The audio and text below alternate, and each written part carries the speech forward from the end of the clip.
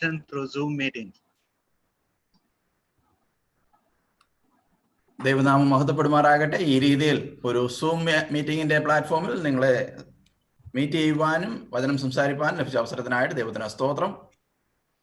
First of all, I want to thank God for giving me this opportunity to share God's word with you today evening. ഇത്തരത്തിൽ ദൈവവചനം നിങ്ങളുമായി പങ്കുവയ്ക്കുവാനായി ദൈവം നൽകിയ ഈ ഒരു അവസരത്തിനായിട്ട് ഞാൻ ആദ്യമായി ദൈവത്തിന് സ്തോത്രം കരയറ്റുകയാണ്.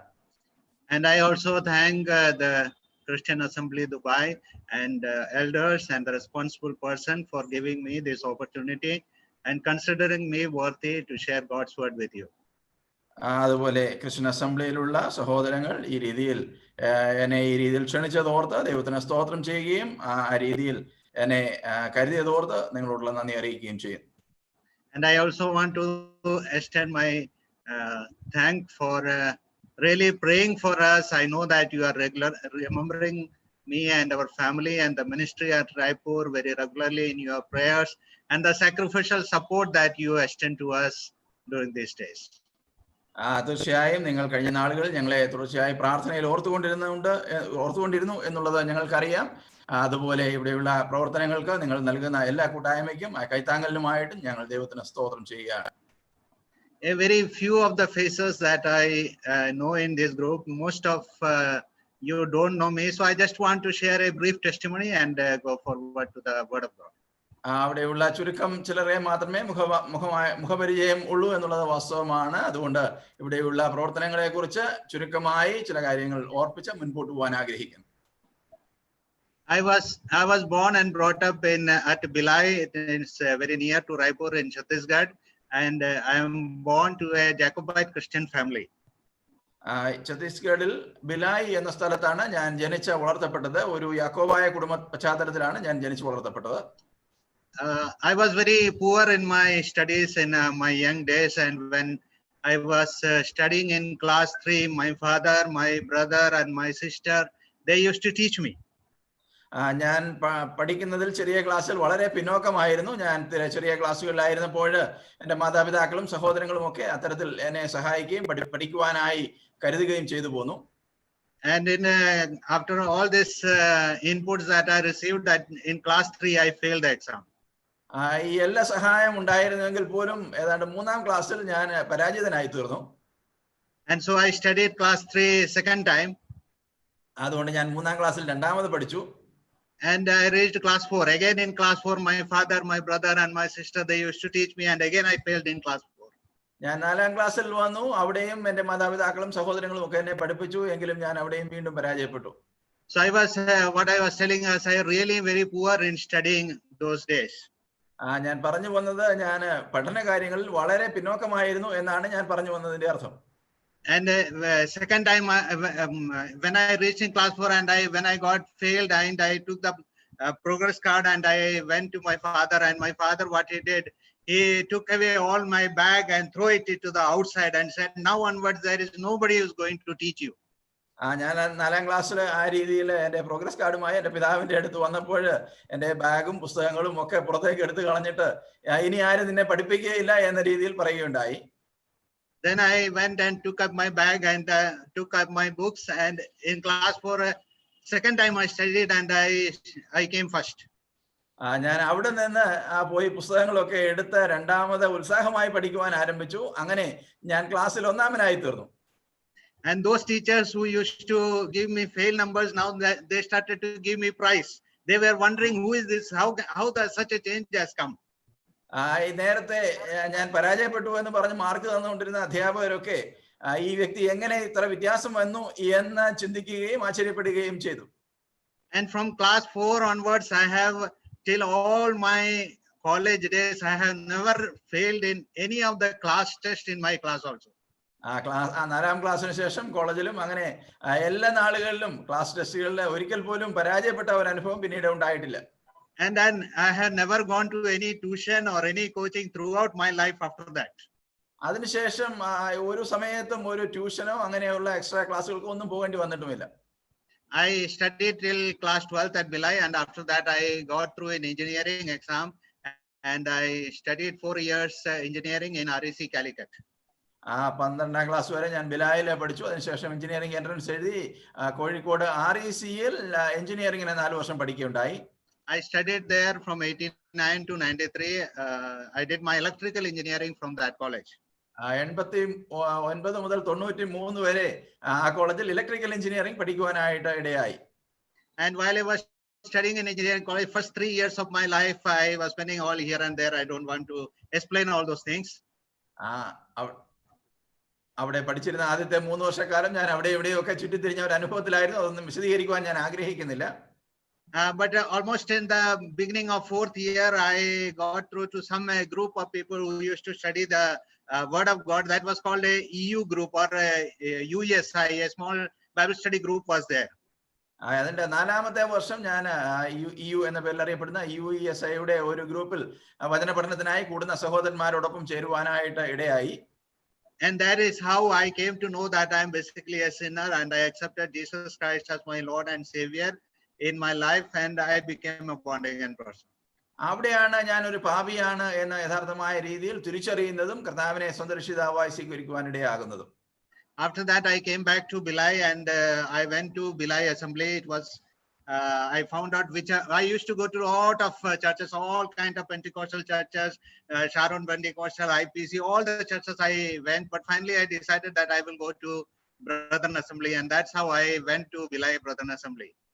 അതിനുശേഷം ഞാൻ ബിലായിലേക്ക് മടങ്ങി വന്നു. പല സഭകളും പ്രത്യേകിച്ച് വിവിധ പെന്തക്കോസ്ത് സഭകളെയൊക്കെ സന്ദർശിക്കുന്ന ഒരു അനുഭവം ആ നാളുകളിൽ ഉണ്ടായിരുന്നു. എന്നാൽ അവസാനമായി ബിലായി ബ്രദർ അസംബ്ലിയുമായി കൂട്ടായ്മയിലാകുവാനിടയായി. I said to my father that I want to get baptized, but he said that he threatened me to do a lot of things. But finally, I got baptized on November 25, 1995. ഞാൻ ആ രീതിയിൽ സ്നാനപ്പെടുവാനുള്ള ആഗ്രഹം എൻ്റെ പിതാവിനോട് പറഞ്ഞു. പിതാവ് എന്നെ വിവിധങ്ങളായ നിലകളിൽ ഭീഷണിപ്പെടുത്തുകയുണ്ടായി. എന്നാൽ അതിനുശേഷം ആ രീതിയിൽ സ്നാനപ്പെടുവാനായിട്ട് ദൈവം സഹായിച്ചു. And after that, from 95 onwards, I was working in very many different places. I worked in Raipur, I worked in Indore, I worked sometime in Rajkot, then in Hyderabad, and then in Baroda. 95 ശേഷം വിവിധ സ്ഥലങ്ങളിൽ ജോലി ചെയ്യുവാനായിട്ട് ഇടയായി. ഈ രീതിയിൽ വിവിധ north Indian പട്ടണങ്ങളിൽ ആ രീതിയിലെ ജോലിക്കായിട്ട് ആയിരുന്നു. While I was working in Baroda, I got married with my wife. Her name is Rani Thomas, and now we have 2 children named Arpit and Sneha. ബറോഡയിലായിരുന്നപ്പോഴാണ് വിവാഹം നടക്കുവാനായിട്ട് ഇടയായത്. സഹോദരിയുടെ പേര് റാണി തോമസ് എന്നാണ്. ദൈവം ഞങ്ങൾക്ക് 2 കുഞ്ഞുങ്ങളെയും നൽകി. And while I was working there in Baroda, I was studying God's word, and again I was feeling that God is calling me for ministry. ഞാൻ ബറോഡയിലായിരുന്നപ്പോൾ പിന്നെയും വചനം പഠിക്കുവാനായിട്ട് ഇടയായി. ആ രീതിയിൽ ചില നാളുകൾ മുൻപോട്ട് പോയപ്പോൾ കർത്താവ് തന്റെ ശുശ്രൂഷയ്ക്കായി എന്നെ വിളിക്കുന്നു എന്നുള്ളത് എനിക്ക് ബോധ്യമായി. But again and again I postponed it. I did not want to go for the work of ministry. എന്നാൽ ഞാനത് വീണ്ടും മുൻപോട്ട് തള്ളിവെക്കുകയാണ് ഉണ്ടായത്. ആ രീതിയിൽ മിനിസ്ട്രിക്കായി മുമ്പോട്ട് പോകാൻ ഞാൻ ആഗ്രഹിച്ചില്ല. After 3 years, finally I decided that I will leave my job and go for full-time ministry. ഏതാണ്ട് 3 വർഷത്തിന് ശേഷം എന്റെ ജോലി വിട്ട് ഞാൻ പൂർണ്ണസമയ സുവിശേഷ വേലയ്ക്കായിട്ട് വേർതിരിക്കുവാനായിട്ട് ഇടയായി. And June 2001 I left my job, and I was very much interested in working among youths, and that's why I joined UESI as a staff worker, and I worked there for 10 years. 2001 ജൂണിൽ ആ രീതിയിൽ മുൻപോട്ട് പോകുവാനായിട്ട് ഇടയായി. ഞാൻ യുവാക്കളുടെ ഇടയിൽ പ്രവർത്തിക്കുന്നതിന് വളരെ ഉത്സാഹം ഉണ്ടായിരുന്നത് കൊണ്ട് അവരുടെ ഒരു സ്റ്റാഫ് വർക്കറായി വടക്കേ ഇന്ത്യയിൽ ഞാൻ പ്രവർത്തിച്ചു. And they posted me here in Raipur, and that's how I came back, roaming all the country, and came back to Raipur. അവർ എന്നെ ഇവിടെ ജോലിക്കായിട്ട് ആ രീതിയിൽ ശുശ്രൂഷയ്ക്കായിട്ട് ഇവിടെ ആക്കിയത് കൊണ്ടാണ് ഈ രാജ്യത്ത് ആകമാനം ചുറ്റി നടന്നുവെങ്കിലും ഇവിടേക്ക് മടങ്ങി വരുവാനിടയായി തീർന്നത്. And while I was in Raipur working with USI, I used to go to this Raipur Brethren Assembly for all my fellowship needs. ഞാൻ റായ്പൂരിലെ ജോലി US ഉള്ള ബന്ധത്തിലായിരുന്നപ്പോൾ റായ്പൂരിലെ ബ്രദർ അസംബ്ലിയുള്ള ബന്ധത്തിൽ കൂട്ടായ്മയിലായിരുന്നു. But in 2011, I heard another time God telling me to leave that ministry and join the church ministry. 2011 ഒരിക്കൽ കൂടെ ദൈവത്തിന്റെ പ്രത്യേകമായ വിളി ആ രീതിയിൽ ആ ഒരു മിനിസ്ട്രി വിട്ട് കർത്താവിന്റെ സഭയോടുള്ള ബന്ധത്തിൽ മിനിസ്ട്രിയിൽ ആയിരിക്കുവാനായിട്ടുള്ള ദൈവത്തിന്റെ വിളി കേൾക്കുവാനിടയായി. And there was no evangelist here in Raipur Bandhan Assembly. So 2011 onwards, we are taking care of the assembly as evangelist in this place. ഈ പ്രദേശത്ത് ഒരു പൂർണ്ണസമയ സുവിശേഷകൻ ഉണ്ടായിരുന്നില്ല ആ നാളുകളിൽ. അതുകൊണ്ട് 2011 മുതൽ ആ സഭയുടെ ബന്ധത്തിൽ ഒരു സുവിശേഷകൻ എന്നുള്ള നിലയിലുള്ള ശുശ്രൂഷകൾ നിർവഹിച്ചു പോരുന്നു. Now there are almost 25 families gathering together in this hall, and there are around 65 people who take part in the Lord's table. ഇപ്പോൾ ഏതാണ്ട് 25ഓളം കുടുംബങ്ങൾ ഇവിടെ ആരാധനയ്ക്കായിട്ട് കൂടി വരുന്നു. ഏതാണ്ട് 65ഓളം അംഗങ്ങൾ മേശയിൽ സംബന്ധിക്കുന്നവരായിട്ടുണ്ട്. I once again thank you for remembering us in your prayers. Do please continue to remember us in your valuable prayers. വരുന്ന ആളുകളിലും നിങ്ങളുടെ വിലയേറിയ പ്രാർത്ഥനയിൽ ഞങ്ങളെ വഹിക്കുവാനായിട്ട് പ്രത്യേകിച്ച് താല്പര്യപ്പെടുന്നു. And for a short meditation today evening, I want to turn your attention to the book of Ezra, chapter 7 and verse 6. അല്പനേരത്തെ ചിന്തയ്ക്കായിട്ട് എസ്രയുടെ പുസ്തകത്തിലേക്ക് നിങ്ങളുടെ ശ്രദ്ധയെ തിരിക്കുവാനായിട്ട് ആഗ്രഹിക്കുന്നു. 7-ാം അധ്യായം അതിന്റെ 6-ാമത്തെ വാക്യം. Here it is written, this Ezra went up from Babylonia. He was a scribe skilled in the law of Moses that the Lord, the God of Israel, had given. And the king granted him all that he asked, for the hand of the Lord God was on him. 7-ാം അധ്യായത്തിന്റെ 6-ാം വാക്യത്തിൽ നാം വായിക്കുന്ന ഈ എസ്ര ഇസ്രായേലിന്റെ ദൈവമായ യഹോവ നൽകിയ മോശയുടെ ന്യായപ്രമാണത്തിൽ വിദഗ്ധനായ ശാസ്ത്രിയായിരുന്നു. അവന്റെ ദൈവമായ യഹോവയുടെ കൈ അവന് അനുകൂലമായിരിക്കാൻ രാജാവ് അവന്റെ അപേക്ഷയൊക്കെയും അവന് നൽകി. We know that the kingdom of Israel and the kingdom of Judah had a 70 years of captivity at Babylon. During this period, there were a great number of leaders who were born there. ഈ Israel രാജ്യത്തിനും യഹൂദ രാജ്യത്തിനും ആ രീതിയിലുള്ള വലിയ ഒരു 70 വർഷക്കാലത്തെ പ്രവാസം ബാബിലോനിയ ദേശത്തുണ്ടായിരുന്നു. അവിടെ വിവിധങ്ങളായ നേതൃത്വം അതിനിടയ്ക്ക് അവർക്ക് ഉയർന്നു വരികയുണ്ടായി. There were people like Daniel, there were people like Haggai, Zechariah, and Ezra is one of them. Daniel, Haggai, Zechariah അങ്ങനെയുള്ള പ്രവാചകന്മാരും അവർക്ക് അവരുടെ നേതൃത്വം നൽകി. അവരിൽ ഒരാളായി എസ്രയെ നമുക്ക് കാണുവാൻ കഴിയുന്നു. And Ezra is a great man of God, and he is a very familiar person to us, we know. നമുക്ക് വളരെ പരിചിതനായ ഒരു വ്യക്തിയാണ് എസ്ര. ദൈവത്തിന് വേണ്ടി നന്നായി ശുശ്രൂഷ ചെയ്ത പ്രവർത്തിച്ച ഒരു വ്യക്തിയായിരുന്നു. And he is a very great scholar. വലിയ പണ്ഡിതനായ ഒരു വ്യക്തി എന്ന് പറയാം. And he wrote this book of Ezra, Nehemiah, First Chronicles and Second Chronicles is also attributed to him. Ezra, നെഹമ്യാവ്, അതുപോലെ ദിനവൃത്താന്തത്തിന്റെ 1-ാം പുസ്തകം, 2-ാം പുസ്തകം, ഈ പുസ്തകങ്ങളൊക്കെ എസ്ര എഴുതിയതായിട്ടാണ് കരുതപ്പെട്ടു പോരുന്നത്. And in Ezra chapter 1 to 6, we know that he has written, but he introduces himself in chapter 7. എസ്രയുടെ പുസ്തകം 1 മുതൽ 6 വരെയുള്ള അധ്യായങ്ങൾ താൻ എഴുതിയെങ്കിൽ പോലും തന്നെ ആ പുസ്തകത്തിൽ അഭിമുഖപ്പെടുത്തുന്നത് 7-ാമത്തെ അധ്യായത്തിലാണ്. Lot of history that has happened during the exile period is written there. How people, they came back and they built the temple, and the worship and the sacrifice, everything started is mentioned in chapter 1 to 6. 1 മുതൽ 6 വരെയുള്ള അധ്യായങ്ങൾ അവരുടെ പ്രവാസ കാലത്തെ കുറിച്ച്, അവർ അവിടെ നിന്ന് മടങ്ങി വന്നതിനെ കുറിച്ച്, അവർക്കുണ്ടായിരുന്ന നേതൃത്വത്തെ കുറിച്ച്, അവർ മടങ്ങി വന്ന് ആലയം പണിതതിനെ കുറിച്ചൊക്കെ വളരെ വിശദമായി രേഖപ്പെടുത്തിയിരിക്കുന്നത് നമുക്ക് കാണുവാൻ കഴിയുന്നു. And I know that you already know all this history, therefore I am just passing out and coming to the character study of Ezra. ഈ ചരിത്ര ഭാഗങ്ങളൊക്കെ നിങ്ങൾക്ക് വളരെ പരിചിതമാണ് എന്ന് എനിക്കറിയാം. അതുകൊണ്ട് ഞാൻ എസ്രയുടെ ആ ഒരു വ്യക്തി ജീവിതത്തിലേക്ക് ഒന്ന് തിരിഞ്ഞു നോക്കുവാനായിട്ട് ആഗ്രഹിക്കുകയാണ്. And this Ezra in chapter 7 verse 1, he introduces himself and says, now after this, in the reign of Artaxerxes, king of Persia, Ezra the son of Sariah, son of he introduces himself. Verse 1. തന്നെ അവിടെ അഭിമുഖപ്പെടുത്തുന്നത് നമുക്ക് 7-ാം അധ്യായത്തിന്റെ 1-ാം വാക്യത്തിൽ കാണുവാൻ കഴിയുന്നു. അതിനുശേഷം പാർസി രാജാവായ അർത്തഹ്ശഷ്ടാവിന്റെ വാഴ്ചക്കാലത്ത് എസ്ര ബാബേലിൽ നിന്ന് വന്നു. അവൻ സെരായാവിന്റെ മകൻ, അവൻ അരസ്യാവിന്റെ മകൻ, അവൻ ഹിൽക്കിയാവിന്റെ മകൻ, അങ്ങനെ അത് പോകുന്നു.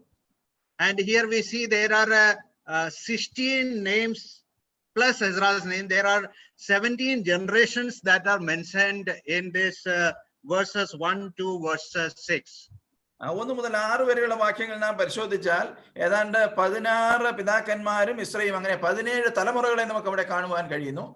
So when Ezra is introducing himself, he says, I am the son of so and so, son of so and so, and his son of so and so, and so on, so on. 17 generations is mentioned there. Ezra തന്നെ പരിചയപ്പെടുത്തുമ്പോൾ ഞാൻ ഇന്നയാളിന്റെ മകനാണ്, അവൻ ഇന്നയാളിന്റെ മകനാണ് എന്ന് പറഞ്ഞ് ഏതാണ്ട് 16-17 തലമുറകളെ ആ രീതിയിൽ പരിചയപ്പെടുത്തുന്നു കാണുവാൻ കഴിയും. When we usually go for some job or write some document, usually people ask them, what is your name, what is your father's name, and if maximum that is asked is, what is your grandfather's name also. നാം സാധാരണ ഒരു ജോലിക്ക് പോകുമ്പോൾ അല്ലെങ്കിൽ ഒരു document എഴുതുമ്പോൾ നമ്മുടെ പേര് എന്താണെന്ന് എഴുതും, പിതാവിന്റെ പേര് എന്താണെന്ന് എഴുതും. പരമാവധി പോയാൽ ഗ്രാൻഡ് ഫാദറിന്റെ പേര്, വലിയപ്പന്റെ പേര് വരെ എഴുതുന്നത് നമുക്ക് കാണുവാൻ കഴിയും. Beyond that, we also don't know what was our father's name. I don't even know what was my grandfather's name. പലപ്പോഴും നമുക്ക് നമ്മുടെ വലിയപ്പന്റെ പിതാവിന്റെ പേര് എന്താണെന്ന് അറിയില്ല. എനിക്ക് തന്നെ എന്റെ വലിയപ്പന്റെ പേര് എന്താണെന്ന് പോലും കൃത്യമായിട്ട് അറിയുകയില്ല. But this person, he knows his father's name and his father's name up to the 17th generation, and he is going up to Aaron the chief priest. നമുക്ക് കാണുവാൻ കഴിയുന്നത് താൻ മുൻപോട്ട് പോയി തന്റെ പിതാക്കന്മാരുടെ കാലം 17 തലമുറകളെ പറഞ്ഞിട്ട് മഹാപുരോഹിതനായ അഹരോന്റെ കാര്യം വരെ താൻ പറയുന്നത് കാണുവാൻ കഴിയുന്നു. And he is trying to tell his heritage, his ancestry, and he is telling how who he is trying to introduce himself. തന്റെ വംശാവലിയെ കുറിച്ച്, അതുപോലെ കുടുംബ പശ്ചാത്തലത്തെ കുറിച്ച്, പാരമ്പര്യത്തെ കുറിച്ചൊക്കെ വളരെ വ്യക്തമായി താൻ ഇവിടെ രേഖപ്പെടുത്തുന്നത് നമുക്ക് കാണുവാൻ കഴിയുന്നുണ്ട്. He is trying to tell that he comes from a holy priesthood generation, from Aaron and his son Eleazar, his son Phinehas, and so on. He is telling that I am a priest of God, a child of God. തന്റെ പിതാക്കന്മാരായിരുന്ന അഹരോന്റെയും എലിയാസറിന്റെയും ഒക്കെ കാര്യം പറഞ്ഞിട്ട് വിശുദ്ധനായ പുരോഹിതന്മാരുടെ ഒരു തലമുറകളെ ചൂണ്ടിക്കാണിച്ചിട്ട് ഞാനും ആ രീതിയിൽ ശുശ്രൂഷയിലായിരിക്കുന്നു എന്ന് താൻ പറയുകയാണ്. If we read a few chapters back, we see a group of people who could not identify their lineage, and therefore they were not given the permission to become priest of inside the temple. ചില അധ്യായങ്ങൾ നാം പുറകോട്ട് പരിശോധിച്ചാൽ നമുക്ക് കാണുവാൻ കഴിയുന്നത് തങ്ങളുടെ മുൻ തലമുറകളെ പരിചയപ്പെടുത്തുവാൻ കഴിയാഞ്ഞത് കൊണ്ട് ദൈവാലയത്തിൽ ശുശ്രൂഷ ചെയ്യുവാനായി അനുവാദം ലഭിക്കാതിരുന്ന ചിലരെ പുരോഹിത ശുശ്രൂഷയ്ക്ക് വന്നവരെ നമുക്ക് കാണുവാൻ കഴിയുന്നു. Here, in fact, he is saying that I am a more and more of a Israelite. I am a more and more of a child of God. I am more and more of a priest of God. ഇവിടെ തന്നെ അഭിമുഖപ്പെടുത്തുമ്പോൾ തനിക്ക് പറയുവാൻ കഴിയുന്നത് ഞാൻ കൂടുതൽ ഒരു ഇസ്രായേലിനാണ്, ഞാൻ കൂടുതൽ ഒരു ദൈവ പൈതലാണ്, ഞാൻ കൂടുതലായിട്ട് ഒരു പുരോഹിത ശുശ്രൂഷയിലായിരിക്കുന്നവനാണ്. Having a good ancestry does not guarantee us success, but it surely gives us a good beginning. തീർച്ചയായും നമ്മുടെ ഒരു വലിയ വംശ പാരമ്പര്യം നമുക്ക് വിജയം നൽകുന്നില്ല, എന്നാൽ അതൊരു നല്ല തുടക്കമായിരിക്കുവാനായിട്ട് കഴിയും. Because our ancestors were good believers does not guarantee that we are good believers. നമ്മുടെ മുൻ തലമുറകൾ നല്ല വിശ്വാസികളായിരുന്നു എന്നുള്ളത് കൊണ്ട് നാം വിശ്വാസികളായി അവസാനിക്കും എന്ന് അതിന് അർത്ഥമില്ല. But it really gives us a good stage for us to know more and more about God.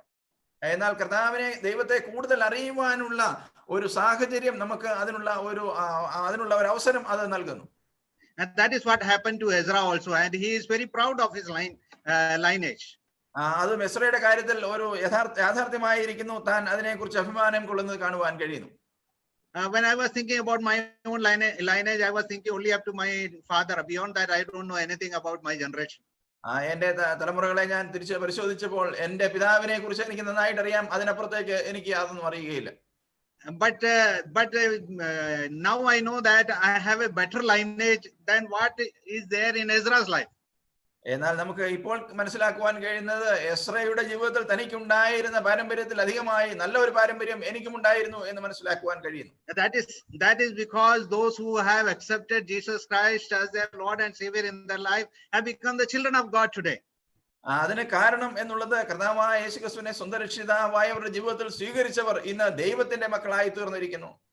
So if Ezra is so much proud of his spiritual position and heritage, how much proud we should be today that we are God's children because of what Jesus Christ has done in our life. അതിന് കാരണം എന്നുള്ളത് എസ്രയ്ക്ക് തന്റെ ആത്മീയ പാരമ്പര്യത്തെ കുറിച്ച് അഭിമാനം കൊള്ളുവാൻ കഴിയുമെങ്കിൽ കർത്താവായ യേശുക്രിസ്തുവിനാൽ ഇന്ന് ദൈവത്തിന്റെ മക്കളായി തീർന്ന നമുക്ക് എത്രയധികമായി അഭിമാനം കൊള്ളുവാനായിട്ട് കഴിയും. It is a greatest of all the privilege to become the children of God in this world. ഈ ലോകത്തിൽ ദൈവ പൈതങ്ങളായിരിക്കുക എന്നുള്ളത് വലിയ ഭാഗ്യങ്ങളിൽ ഒന്നാണ്. In India, there are a group of people called Brahmins. They think that they are top class people, but there is a greater people than those people, and we are the children of God, are the highest of all the positions that we can have in this world. ഇന്ത്യയിലെ ബ്രാഹ്മണരെ നമുക്ക് കാണുവാൻ കഴിയും. അവർ വളരെ പ്രാധാന്യമുള്ള അല്ലെങ്കിൽ വിശേഷതയുള്ള ഒരു വംശമായിട്ട് അവരെ തന്നെ കരുതുന്നു. എന്നാൽ നാം എത്രയോ അധികമായി വിശേഷതയുള്ളവരായിട്ട് ഇരിക്കുന്നു. Behold, what manner of love that God has shown to us, that we should be called the children of God.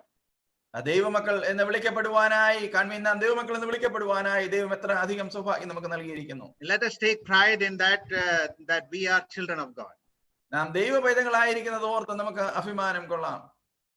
Here we see in verse 6, this Ezra went up from Babylonia.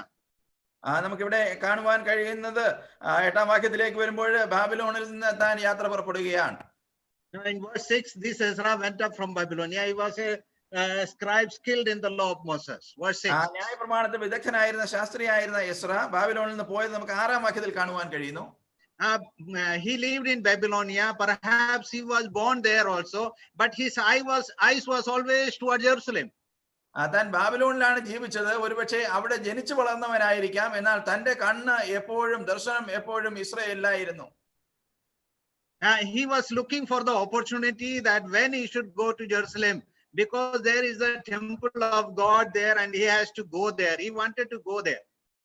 എല്ലാ കാലത്തും ഇസ്രായേലിലേക്ക് കടന്നു പോകുവാനുള്ള വലിയ വാഞ്ചയോടെ ഇരിക്കുന്ന ഒരു എസ്രയെ നമുക്ക് അവിടെ കാണുവാനായിട്ട് കഴിയും. കാരണം എല്ലാ കാലത്തും അവിടെ കടന്നു പോകാനുള്ള വലിയ ആഗ്രഹം തനിക്കുണ്ടായിരുന്നു. And so he was eagerly waiting, and now a occasion has come for him to go to Jerusalem. വളരെയധികം അവലോടെ ഇതിനു വേണ്ടി കാത്തിരുന്നവനാണ്. എന്നാൽ ഇന്ന് തനിക്ക് അവിടെ കടന്നു പോകാനുള്ള ഒരു സാഹചര്യം ലഭിച്ചിരിക്കുന്നു.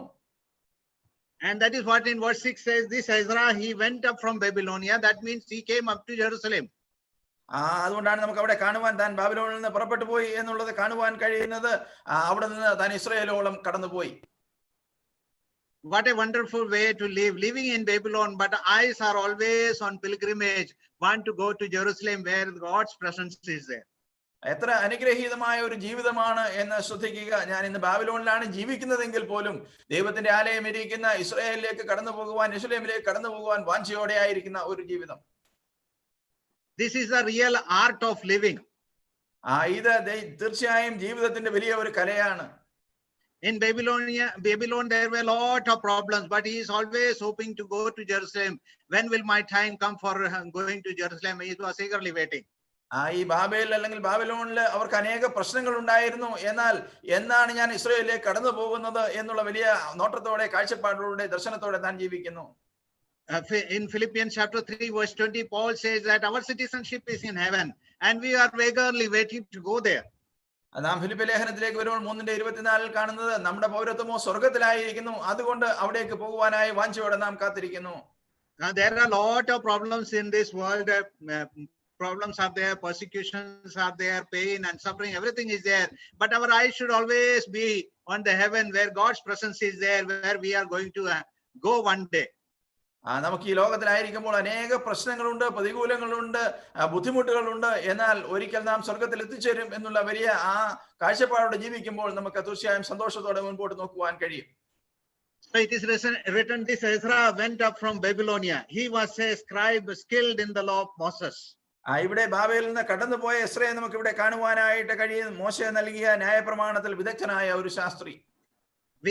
We saw about him that he was having a pride about a spiritual position.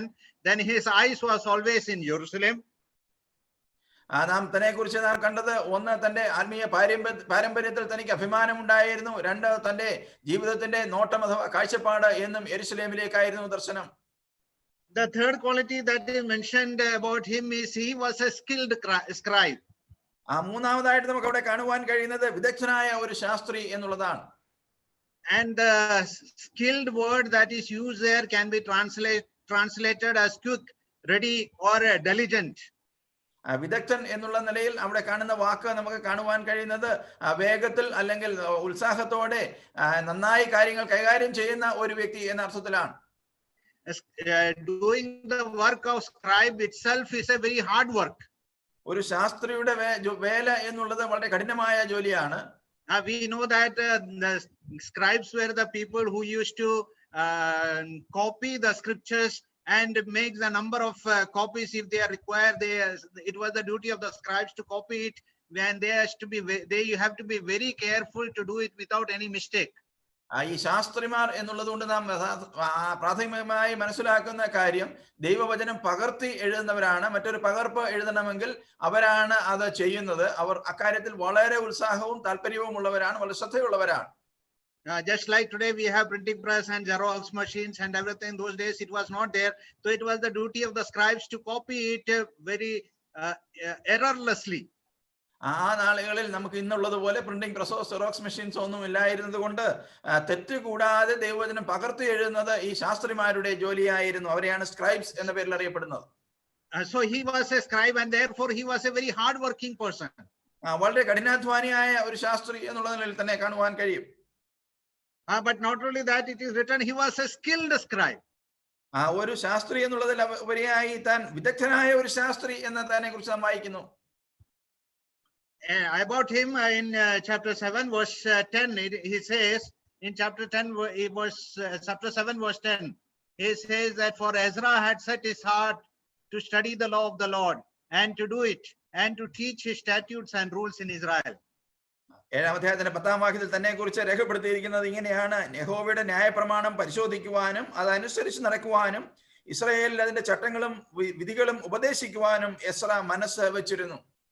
So he was a scribe and he was a skillful person and he was a good student of God's word and he used to teach it very properly.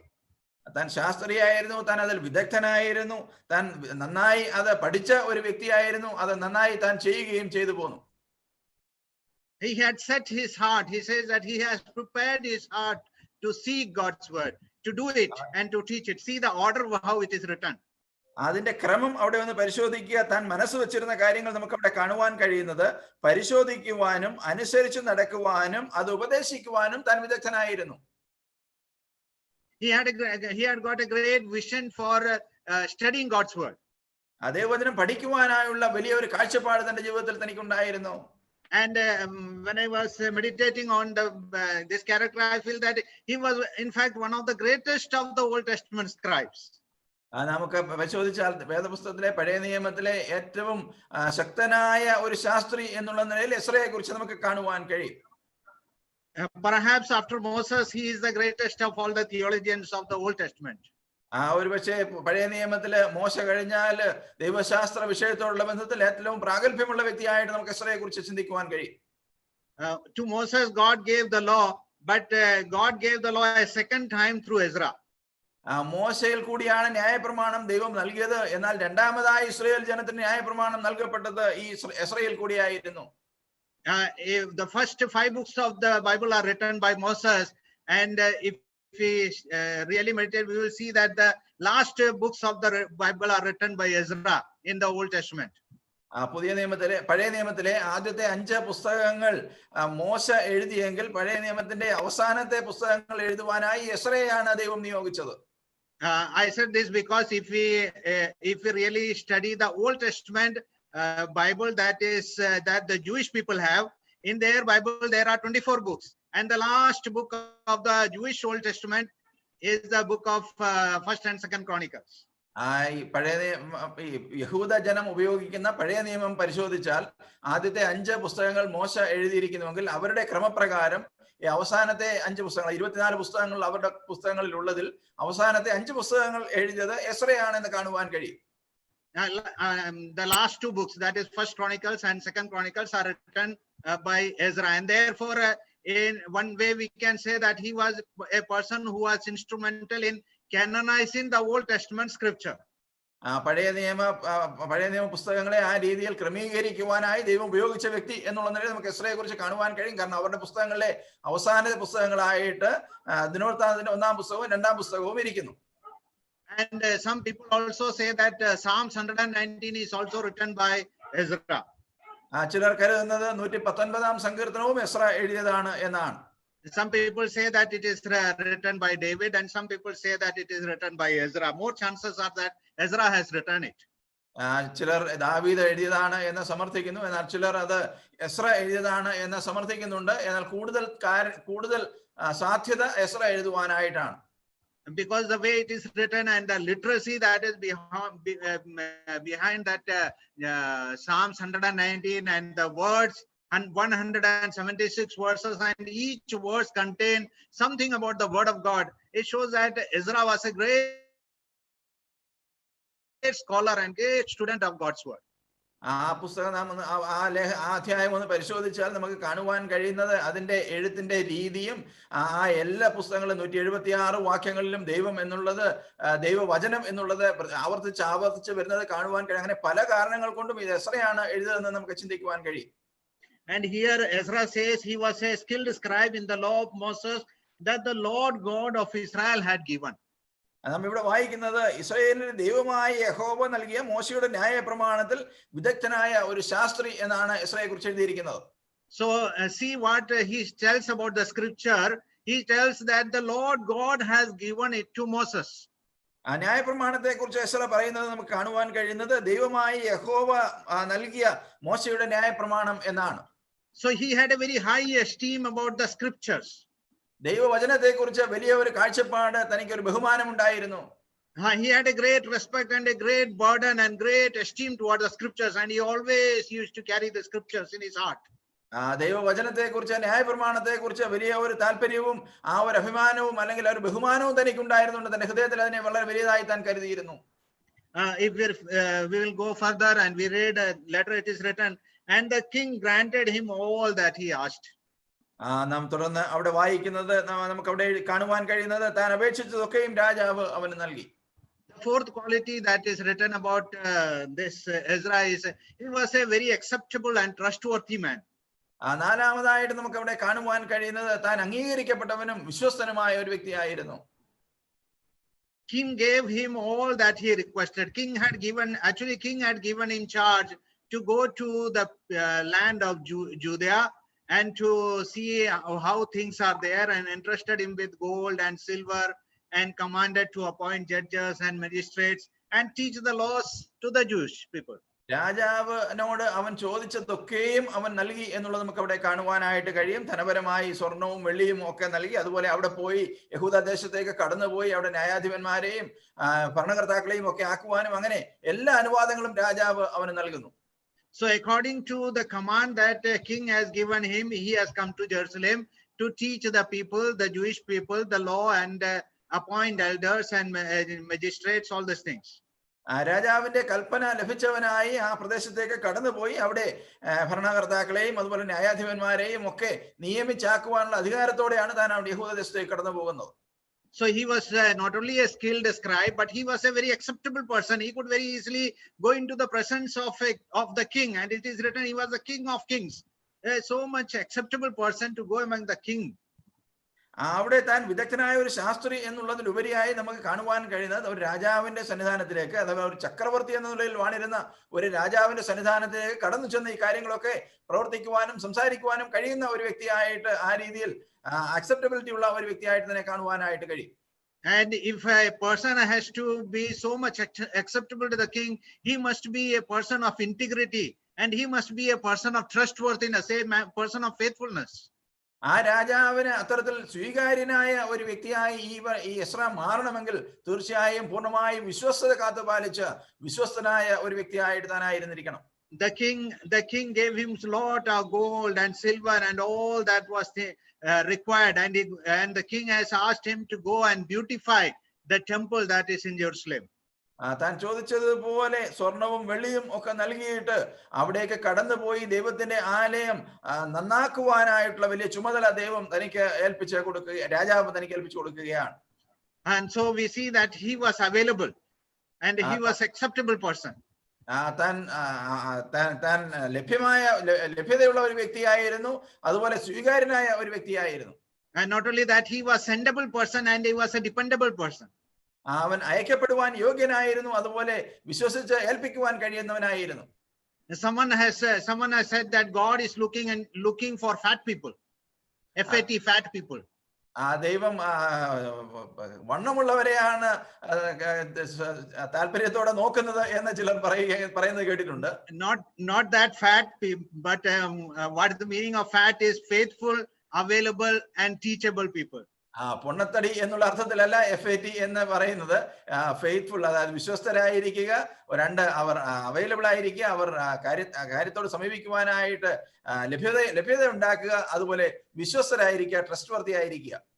And here we see that Ezra was available, Ezra was faithful, trustworthy, and Ezra was teachable. He studied God's word rightly, and then he went and goes and teaches.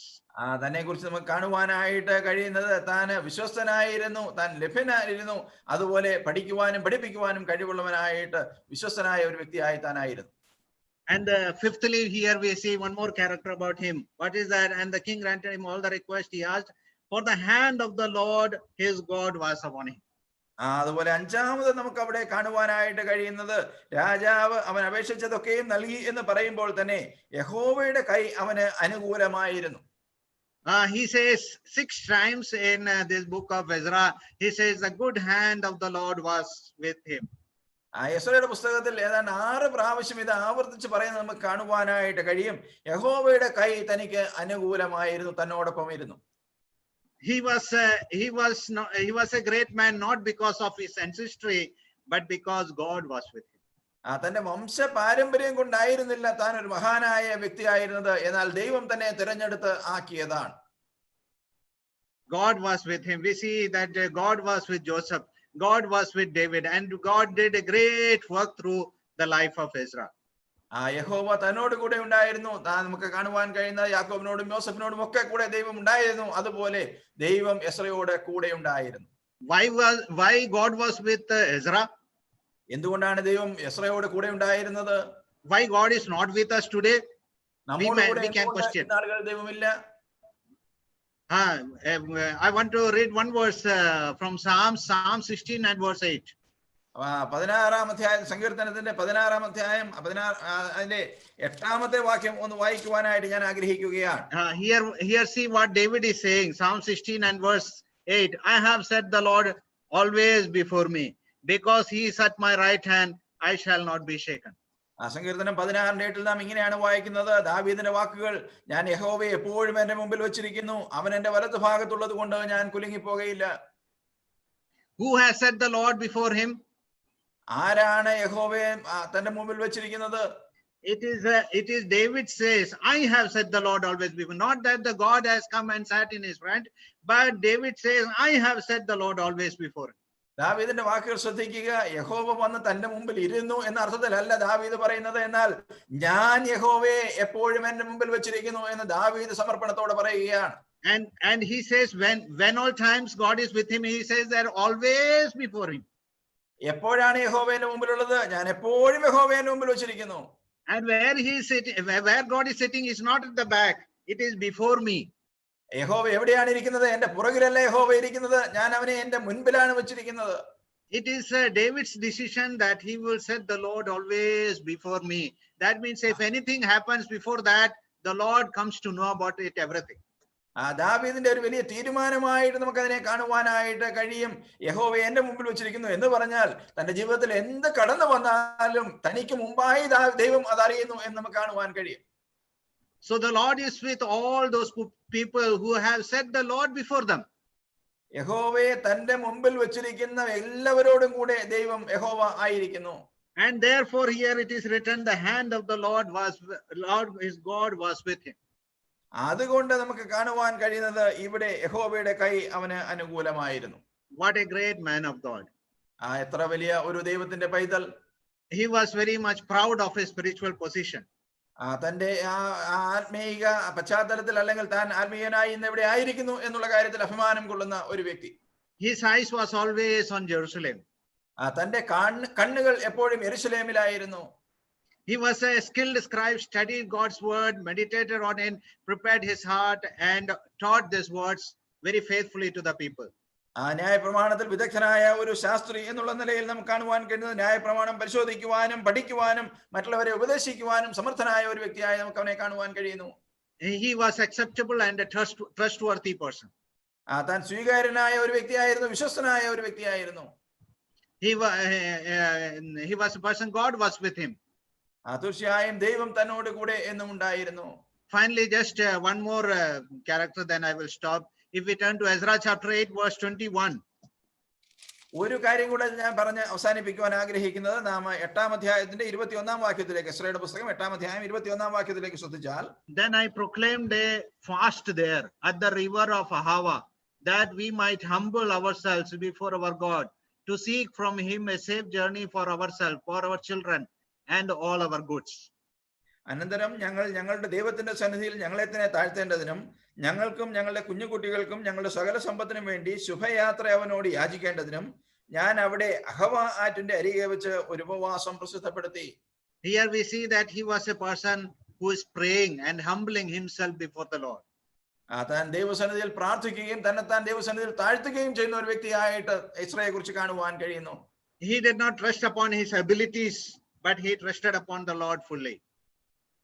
തന്റെ കഴിവുകളിലോ തന്നിലോ അല്ല താൻ ആശ്രയം വെച്ചത്, മറിച്ച് ദൈവത്തിൽ പൂർണ്ണമായ ആശ്രയം വെച്ച ഒരു വ്യക്തി. He trusted on the prayers that God has answered his prayer, and that's why he could continue his journey and reach to Jerusalem. തന്റെ പ്രാർത്ഥനയിൽ, അതുപോലെ പ്രാർത്ഥന കേൾക്കുന്ന ഒരു ദൈവത്തിൽ ആശ്രയം വെച്ച് മുൻപോട്ട് പോകുവാനായി യാത്രയ്ക്കായിട്ട് ഒരുങ്ങുന്ന ഒരു എസ്രയെ കാണുന്നു. A humble man of God. എത്രയോ ലാളിത്യമുള്ള എളിമയുള്ള ഒരു വ്യക്തി, but a great man of God. എന്നാൽ ദൈവത്തിന് വേണ്ടി ശക്തമായി പ്രയോജനപ്പെട്ട ഒരുവൻ. May God help us that we may become more and more proud about our spiritual position, that we are the children of God. നാം ദൈവ പൈതങ്ങൾ എന്നുള്ള നിലയിലായിരിക്കുന്ന ആത്മീയ ആ ഒരു യാഥാർത്ഥ്യത്തിൽ നമുക്ക് അഭിമാനം കൊള്ളുന്ന ഒരു അനുഭവത്തിൽ വരുന്ന ആളുകളായിരിക്കാം.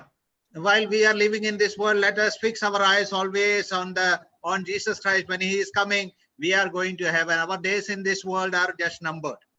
നാം ഈ ലോകത്തിലായിരിക്കുമ്പോൾ നമുക്ക് വേണ്ടി കടന്നു വരുവാനുള്ള കർത്താവിൽ നമ്മുടെ ശ്രദ്ധയെ ഊന്നുകയും നമ്മുടെ കണ്ണുകൾ ദൃഷ്ടി അവിടെ പതിപ്പിക്കുകയും ചെയ്യാം. കാരണം നാം ഈ നാളുകളിൽ ചുരുക്കകാലത്തേക്ക് മാത്രമേ ഈ ലോകത്തിലായിരിക്കുന്നുള്ളൂ. Our citizenship is there in heaven. നമ്മുടെ പൗരത്വമോ സ്വർഗത്തിലായിരിക്കുന്നു. While we are in this world, let us study scriptures more and more, and let the scriptures be there more and more in our heart. Let us study it, let us obey it, and let us teach it. നാം ഈ നാളുകളിൽ ഈ ലോകത്തിലായിരിക്കുമ്പോൾ അധികമായി വചനം പഠിക്കുകയും നമുക്ക് പഠിക്കുവാനും അതുപോലെ അനുസരിക്കുവാനും അത് ഉപദേശിക്കുവാനും ശ്രദ്ധ വയ്ക്കുന്ന ഒരു അനുഭവത്തിലായിരിക്കാം. Let us be fat people, faithful, available, and teachable people in the hands of God. നാം മുമ്പേ പറഞ്ഞതുപോലെ വിശ്വസ്തരായി, അതുപോലെ ദൈവത്തിന് അവൈലബിൾ ആയിട്ട്, ദൈവത്തിന് ലഭ്യമായ വ്യക്തികളായിട്ട്, അതുപോലെ നമ്മെ പഠിപ്പിക്കപ്പെടുവാൻ കഴിയപ്പെടുന്ന ഒരു അവസ്ഥയിലായിരിക്കുവാനായിട്ട് നമുക്ക് ശ്രമിക്കാം. Before we do anything or before we go anywhere, let us see whether God is with us, and let us be at the center of God's will in all our activities of our life. നാം എന്തിനെ പുറപ്പെടുന്നതിന് മുൻപും നാം എവിടേക്ക് പുറപ്പെടുന്നതിന് മുമ്പും ദൈവത്തിന്റെ ഹിതം നമുക്ക് അന്വേഷിക്കുവാനും പൂർണ്ണമായ ദൈവഹിതത്തിൽ തന്നെ ആയിരിക്കുന്നു എന്ന് നമ്മെ തന്നെ പരിശോധിക്കുവാനും നമുക്ക് ഉത്സുകരായിരിക്കാം. Let us not trust on our abilities and our wisdom, but let us pray and trust in our great and mighty God who listens to our prayers. നമ്മുടെ ശക്തിയിലോ നമ്മുടെ കഴിവുകളിലോ നമുക്ക് ശ്രദ്ധയൂന്നാതെ നമ്മെ നടത്തുന്ന ദൈവത്തിൽ നമുക്ക് ശ്രദ്ധയൂന്നുകയും ആശ്രയം വെക്കുകയും ചെയ്യാം. Thank you. I thank the assembly. Thank God once again for this opportunity, for sharing God's word with you. May his name be glorified. ഈ രീതിയിൽ ദൈവം സൂക്ഷിക്കുവാനായി, നിങ്ങളോട് പങ്കുവയ്ക്കുവാനായി ലഭിച്ച ഈ അവസരത്തിനായിട്ട് സഭയോടുള്ള നന്ദി പ്രത്യേകം അറിയിക്കുന്നു. ദൈവനാമം പിന്നെയും വാഴ്ത്തപ്പെടുമാറാകട്ടെ.